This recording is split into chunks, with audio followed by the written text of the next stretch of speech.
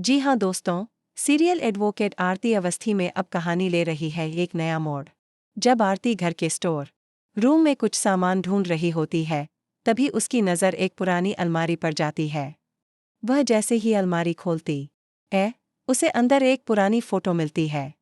उस फोटो में उसकी माँ अंजलि, उसके पापा अमन और पूरे राजपूत परिवार के सदस्य होते हैं। आरती उस फोटो को गौर से देखती है और स्तब्ध रह जाती है। उसके होंठ कांपने लगते हैं, आंखों से आंसू बहने लगते हैं। यह मेरे पापा है। यह वही है जो मेरी माँ के सपनों में आते थे।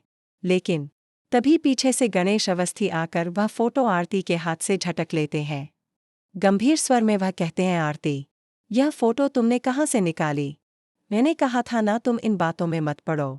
आरती भी अब चुप नहीं रहती। वह दृढ़ आवाज में कहती है, नानू, अब मुझे सब कुछ जानना है। क्यों मुझसे मेरा परिवार छुपाया गया? मेरी माँ अंजलि इस हाल में क्यों है? मेरे पापा कहाँ है? और यह राजपूत परिवार कौन है? गणेश अवस्थी उसे डांटते हुए कहते हैं, अगर दोबारा तुमने इस तरह की हरकत की तो यह घर तुम्हारे लिए नहीं रहेगा।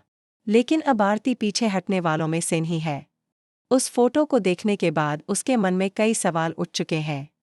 अब मैं रुकने वाली नहीं हूँ। मैं अपने असली परिवार को खोज निकालूंगी। मैं अपनी माँ को इंसाफ दिलाकर रहूंगी।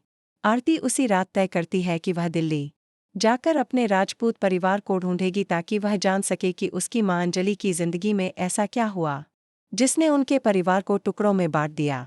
तो क्या आरती को मिल पाएगा अपने असली परिवार का पता?